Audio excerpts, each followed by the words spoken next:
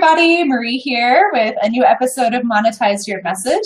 And this is the show where we help you dig into what the message is that you're putting out in your business so that you can make sure that you're using it to grow your business. And we're really excited I say we, Jesse's not here today, so I am really excited to be here with Rebecca Jacobs. Jesse's excited in spirit though, trust me. So Rebecca is seriously one of our favorite people ever. We have been connecting this year in a mastermind group that we're in, and we are just absolutely in love with what she does. She works with women who are totally committed to a thriving life to help them stop settling in their style. So if you ever feel like you look in your closet and you're like, I have nothing to wear, or you feel like you're wearing clothes that don't represent you or make you feel uncomfortable. All of that stuff actually goes pretty deep, and Rebecca is not only able to help through one-on-one styling and online group programs with her clients to uncover what their true signature style is, but she's able to help them really figure out what's aligned with who they are, and also simplified, so they're spending less time and money and brain power on all of this stuff around style. So she has a really amazing take on style, and so we're really excited to have you on the show, Rebecca. Thank you so much for being here. Thank you for that lovely introduction, and I'm so excited too. Awesome. So we talk about messaging all the time, obviously Jesse and I do, but when we're talking about messaging, it's usually in terms of the copy that we're putting on our page or our social media posts. And sometimes we kind of give a nod to the fact that, your branding is a part of your message and all of that. But there's another piece that we literally have never touched on, and that's your style. So to you, it seems like style is so much more than just clothes. Can you talk a little bit about, what style is to you? Yeah, I'm going to quote one of my people in my tribe who sent an email out, and she wrote back and said, right, clothes are things and style is who I am. Thanks for the reminder, which was a very succinct way to put a very long worded email I wrote. And that's really where I see it is there's a beautiful intersection when you're also a business owner or a personal brand and you have that in style, but more deeply, it's just a facet of who you are. It's a part of who you are, that we're all wearing clothes. We all have style. We just might not be leveraging it to be a true part of us that we're proud of, but we still have that style, and that when you're a business and a brand, that style also becomes part of your business and your brand, just as your personality gets worked in. So I feel like it's all the same thing when you're injecting yourself into it, that you want to inject yourself into your style, into your brand, and that it's all aligned, intentional, and that it all feels empowering, that you're choosing your style just like you're choosing your brand colors, just like you're choosing the words you're going to use on your website, that it's really an empowered choice and not an afterthought or something you feel powerless in.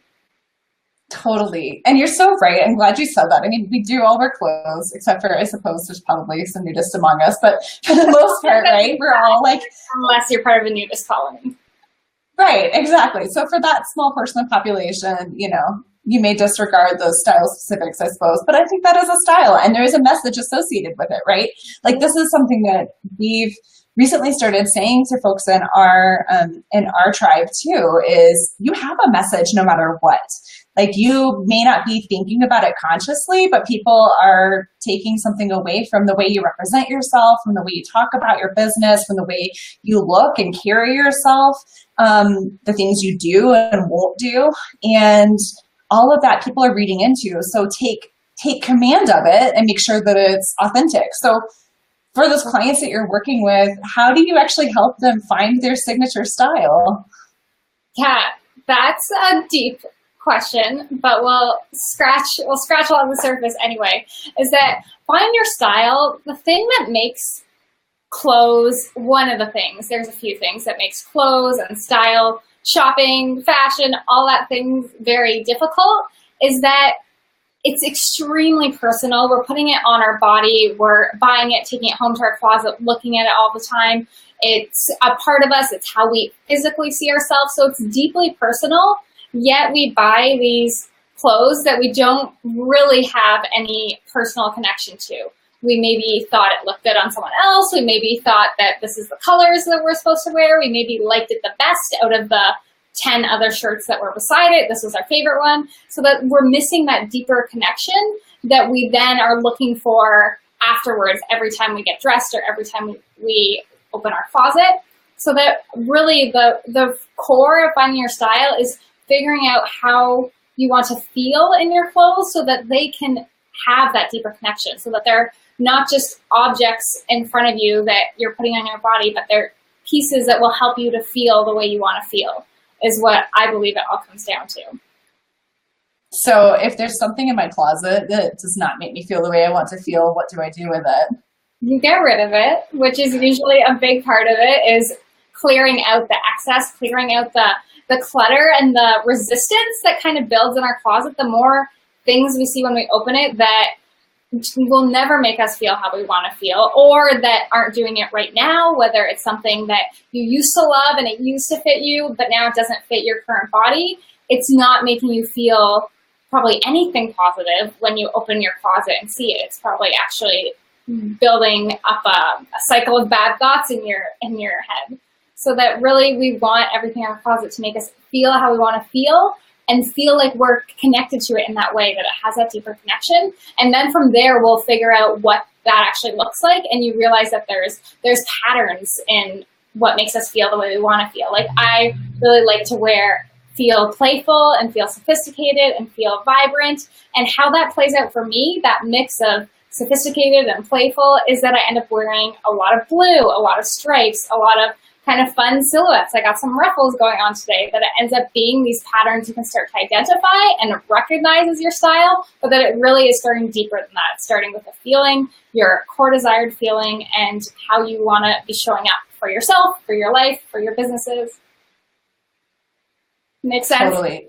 Yeah, it does. And, you know, the more I think about it, it's like, that's the first thing you do in a day, is you choose your outfit for the day. So, I mean, you're really setting the tone for everything that happens after it. And I think a lot of people, myself included, have been sort of guilty of not thinking about the significance that that plays, you know, in our lives and our businesses, how we feel just going through the day. I mean, yeah, there's a lot of components to that, but this is the very first one I think a lot of us experience. So it's hugely important.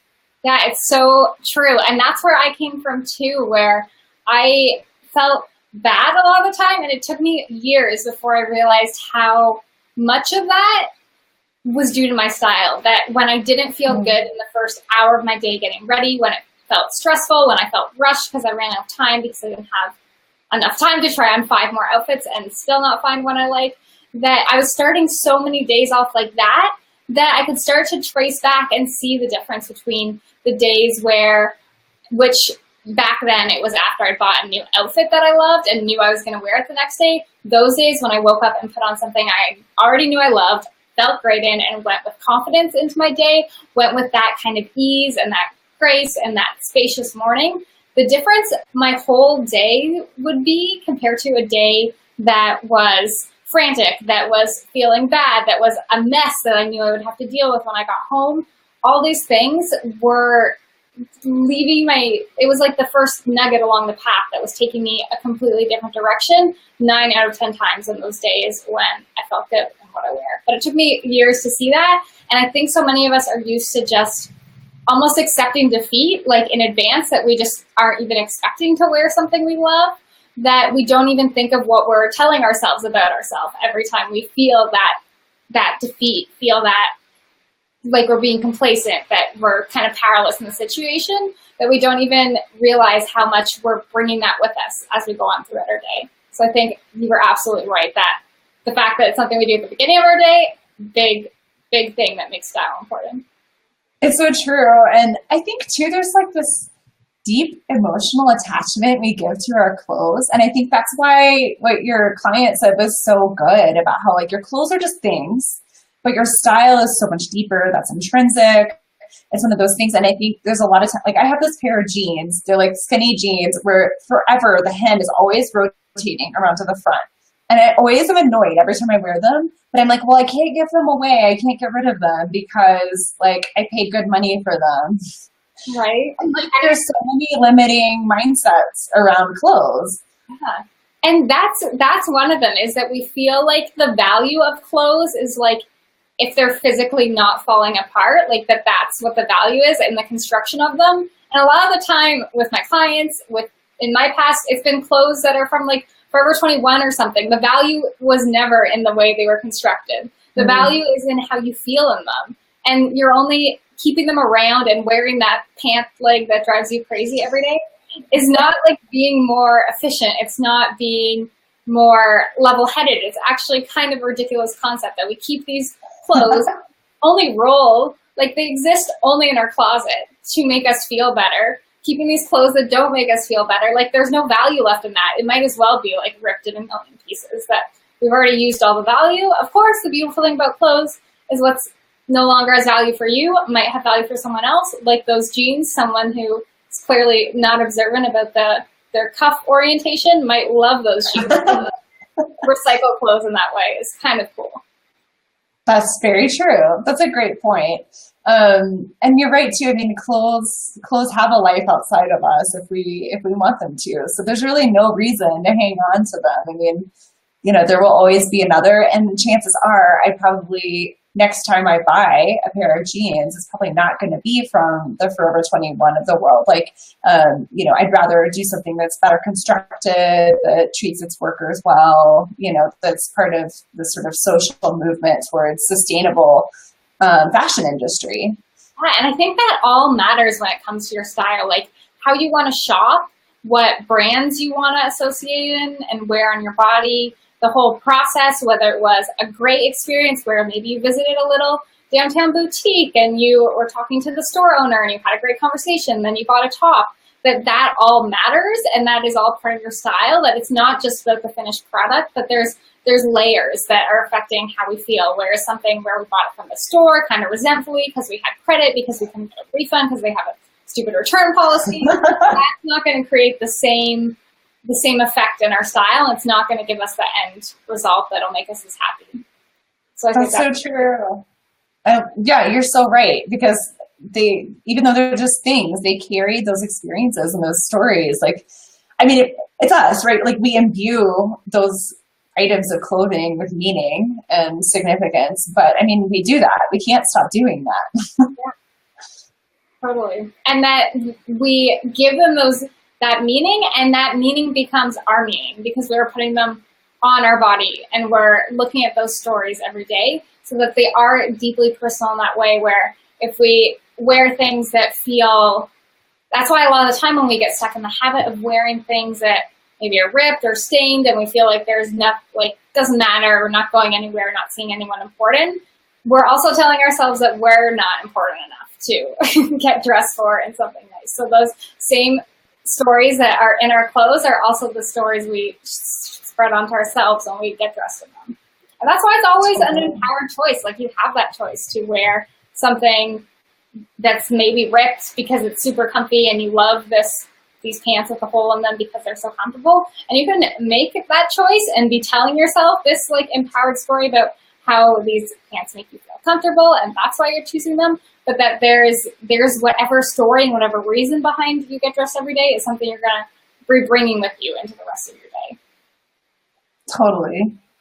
Yeah, so true. So we were talking a little bit before the show about how you have two principles that you're teaching style based around. And we've been talking about alignment, about how, you know, your style is a representation of you because it's deeply personal. It's physically on your body. It does impact you. And why wouldn't you want that to make you feel great so that you can, you know, live the life you want to live, achieve the business results you want to achieve if you're an entrepreneur, which most of our listeners are, whatever the case may be. But what we haven't talked about is your other principle, which is about simplification. So do you want to talk about that a little bit? Yeah, well, this is where like it gets super fun for people like me, is that the thing about style is because it's something we're interacting with so frequently, our like signature style, our ideal style, this aligned style that feels so good, isn't going to actually exist in our life in any sort of regularity unless it's simple, unless it's easy for us, unless it's a no-brainer on autopilot, unless we can easily go to our wardrobe and pick out an outfit that feels like us, unless we can easily shop for the pieces that we're actually going to wear. So you kind of, alignment is what I believe is the important part, what it comes down to. But like when I was working on my own style first, because my style story does not start very stylishly, it was always a struggle for me, was feeling good in my clothes. I just was looking for simplified, and I just wanted it to be easier on my everyday. I wanted to save time. I wanted to stop wasting money on things that months later, it felt like that money was just evaporated. I had zero use for these clothes. So that I just wanted the second part and simplifying it. And when I did that, I realized all the added benefits and what it really meant for my style to be in alignment. But that was kind of the hidden message for me. I think simplification is something we can all relate to, is taking out that barrier, that resistance, that use of our brain power and our decision-making power right in the morning, and instead have something that is seamless, something that feels like flow into our closet, just like brushing our teeth does, and that it can really be that simple, achievable, effortless style in our everyday is what we need to have the alignment style long-term. Make sense? For sure. I feel like before I met you, I would be like, that sounds like a nice dream. But having had a chance to like listen to you and learn from you, I definitely believe that's possible. And I feel like I've been even able to take some steps in my own style, you know, to really think about it and to be conscious about it. Thank you so much. So awesome. Yeah. And that's what, like, if we're talking about messaging, like that's part of what my message has to be, because so many of the women I want to help and the women I want to work with are those who are choosing those thriving lives, who are capable of so much, yet at some point they decided that like style wasn't for them, never going to happen for them. They just weren't a stylish person. Or maybe sometime when they were young, they had to choose between, or they felt like they had to choose between being like the pretty sister or the smart sister or the sporty sister. And for whatever reason, they decided that when they chose to be smart, they couldn't care about what they looked at all. And we still kind of hold that story with us. So a lot of my messaging, a lot of what I'm trying to share is that this is for you and this is possible for you to have a style that feels good, and that when it feels good, it's going to actually be saving you time, money, effort, decision-making. For sure. Yeah, I love that. And I love it. Oh, sorry, go ahead.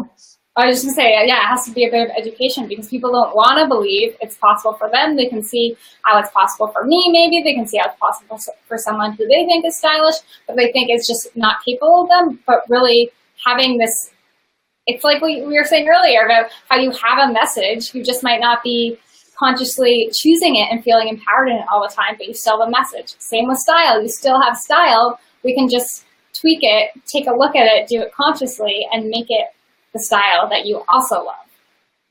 Totally. I love that your own personal story is a reflection of that too, because I think that gives people hope, people like me, right? Because like I feel like when you're describing your clients or like their mindset, like that has been me for sure. That feeling of like, well, that's just one thing that's just not for me and can't be for me. And it's totally not true. I mean, here I am wearing clothing, like, and I have the ability to make an empowered choice around that. But the fact that like you yourself, it hasn't always been easy for you. You haven't always had strategies around it. You haven't always felt empowered around it. And then you were able to make that switch. That's huge. So have you found that sharing your own story has been an effective part of your message? Yeah, I do think that is important to see that side, because it can look like it comes easily to certain people. And I love sharing my own story, because I believe that it helps people see what's possible for them. And because it was so earnest how I was going through it, that I just think it's so great to share that when I was working on my style, I really felt like this crazy person that I thought I was like good at style. I could see what was trendy. I like had somewhat of an interest in fashion. I thought of even going to fashion school, but I couldn't feel good in my style. And I felt totally crazy that if I'm so good at style, why can't I feel good about style? And that really, it was just that we're taught like a terrible process, a terrible way to do style, a terrible approach, this way where we like collect all these pieces that we collect on their own, but we only wear outfits. We only wear them together, and we collect them all separately and don't even really think about how they work together, and how we are taught for the reasons we get dressed, how we get dressed for our body shape, for our coloring, for the trends, that for all these outside forces, for the way we interact. The only way we know how to interact with style is to look at other people's outside and then figure out our outside based on that we've never been taught a way that connects us more to our inside. So I love that in sharing my story, I was uncovering all of that when my story was happening in real time. I was uncovering all of that along the way. And I love to share that message because it really does ring home for people who are kind of at different points along the journey that I was. Totally. I think a lot of people we work with are like that, you know, whatever their business is about, whatever they, you know, are an expert in, they are sort of just a little bit farther along the journey, or maybe a lot of bit farther along the journey than their clients. So absolutely sharing a story is a really effective way to do that.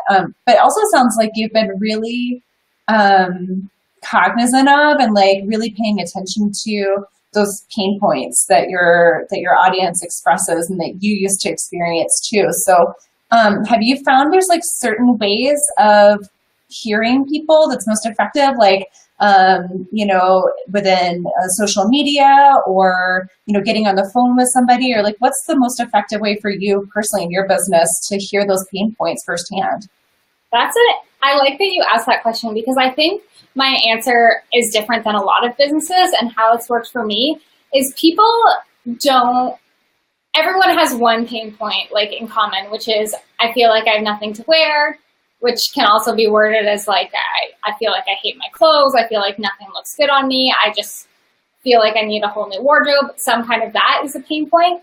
But that people don't really, just like me at the time, have trouble realizing what the deeper pain points are, what the other pain points are that are going on around that until after the fact. So I get a lot of my messaging and a lot of the pain points that I speak to from my own story. And then from outside of that, I look to a lot of my past clients and students have been great information sources for me to help to understand even more broadly, and things I missed when I reflect back on my own story of things that they didn't even know could be different until they were different, which is a lot of the case with style, that we're so used to doing it in this one way. We don't even know it can be different until it's different. We don't even fully believe that until it's different. So I'd say my biggest information sources are in chatting to people or in referrals that people give. So when someone has referred me, they often say something that I didn't even realize I was doing, or say it in wording, or talk about a pain point we overcame together in ways I didn't. So I find it so helpful to listen to them, and my clients are amazing. So a lot of them I am friends with, and I catch up with them, and they give me even more information to work off of. That's really good. And, you know, it's all about just like being open to listening and like being aware that those little insights can come from really surprising places. Like when there's just like a little tidbit, like, hey, you need to work with Rebecca because something that blows your mind that you didn't even realize was like so powerful for them, right? That's really awesome that you just like are so sensitive to that. Yeah, and that was always something that's been hard for me because I feel a lot of the pain points within like the personal stylist realm within fashion, a lot of the things we speak to, like learn to dress your shape and wear the right colors for you and learn to look fashionable, impress your boss, get a raise, like all the usual style vocabulary and the pain points that we think we're addressing through style. I think some of them will take along, like dressing for your body as a useful tool for you to have, but it's not like the goal of style. And I've always felt torn between what I think I'm supposed to be saying that people are asking for, because people often ask for those pain points, versus what I think they actually need, which is something different, which is feeling a connection to their clothes, to feel like their clothes are a true extension of who they are on the inside, and to have these simple systems for how they put outfits together and add to their wardrobe.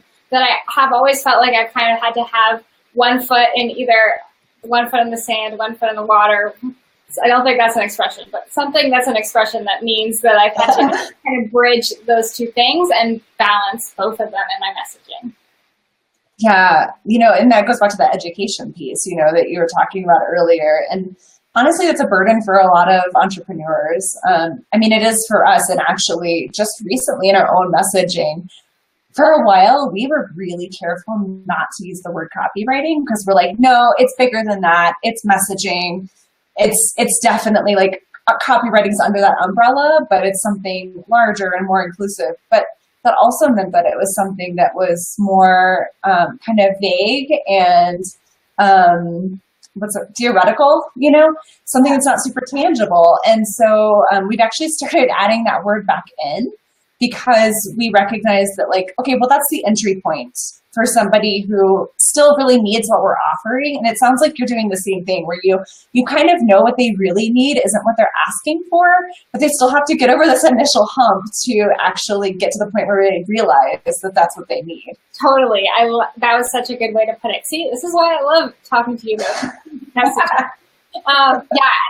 that's a great way to put it, is it does need to be an entryway a lot of the time.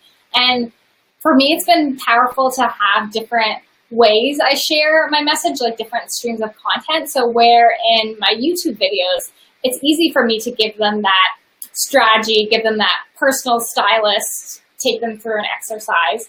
And that is a really great entryway. And then when I know people a bit more on my Instagram, where I'm there every day, and the email inbox, I get to go a level deeper that they've already entered. And now we get to go deeper and talk about that no matter how many style strategic advice you go through, what's still going to be missing after that. Yeah, that's so good. I think that's a word for anybody who's watching the replay is just, have patience around it, because not everybody's ready to dive into the deep end of the pool straight away. And in fact, probably most of your people aren't, especially if you are digging into a service that is introspective, that is personal, that is, intimate to them and to their identity.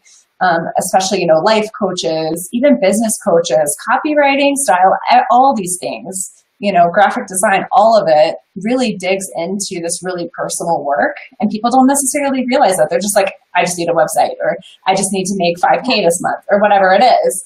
And so, yeah, just having patience and meeting people where they are, and then being able to lead them a little deeper in.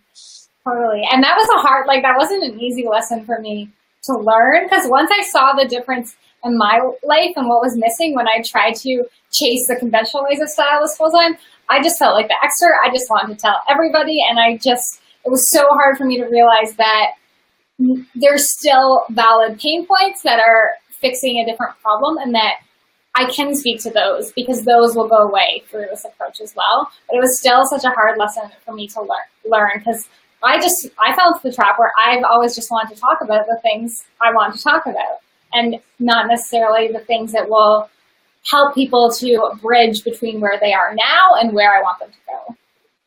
That's so good. Yeah. And I love that you have your two sort of pillars, right? Around ease and how how it can be a quick, easy process, but also around this going deep aspect and that alignment aspect. And that really helps, with content, I would imagine. We have our pillars that we talk through, messaging and strategy. And copywriting falls under messaging. So, if you want to talk about just some quick copywriting tools, that might be the equivalent of the whole, dress for your body type kind of let's dig into that conversation a little bit. Let's start there, because that's something that, you might have heard too, potential client, but yeah, knowing, having a roadmap for ourselves as businesses in terms of what we talk about is just really important. And I love what you're talking about having not only these are the two big overarching topics or themes for what I teach, and what's my philosophy in my business, but also this is the stepping stone for this level, and this is the next stepping stone here, and this is where we're going.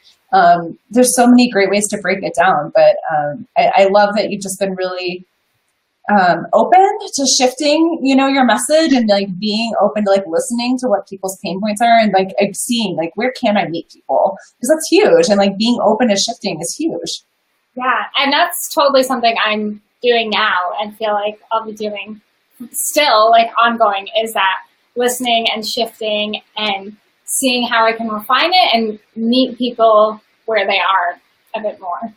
Yeah, totally. People think that that whole research process is just something that you maybe do right when you start your business, and then you're done and you never have to think about it again. But it turns out like there's new fads, or there's new like lingo out there, or there's just like people who are have different pain points coming to you, who are still great clients. Yeah, and it's like there's always something you missed. It's like when you go through your closet and try to clean it out, the next time you look at your closet, you feel great. You got rid of like a garbage bag of stuff. And then when you look at it again, it just kind of brings to light even more things that are now more obviously out of place because you've got rid of the stuff that was super out of place. I think it's the same thing with messaging, that every time I look at it, this new thing becomes so obvious to me that was just blending in with what I thought my messaging was before.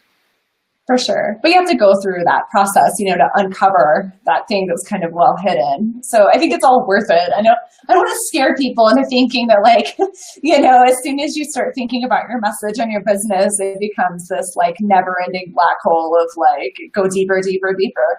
But it's always about refining and just about being a true like representation of what you really value. And you're right. Like, I love that. I don't know if that is an expression or not about having one foot in the sand and one in the water, but I love it.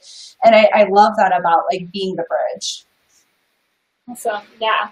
And that it's not like you have to keep going deeper, but that option is always available to you when you feel like you need to. I often feel like I have to get more grounded and connect back to who am I actually talking to, and that there's always that option available to me to go back and learn more. Totally. Awesome. So if people are listening and they want to desperately work with you, as I cannot imagine they wouldn't want to, what is the best way for folks who are listening to the show to be able to get in touch with you, Rebecca? Awesome. Well, they can set up a call to chat with me on my website, which is RebeccaJacobs.style, and they can go to /call to book in with me if they're watching this. There's lots of goodies on there. I have lots of video content as well, which you now know is more the simplifying your style, more the strategic half of it. And then they can always hang out with me on Instagram. I'm over there all the time, and they can send me a message over there as well, and we can chat that way.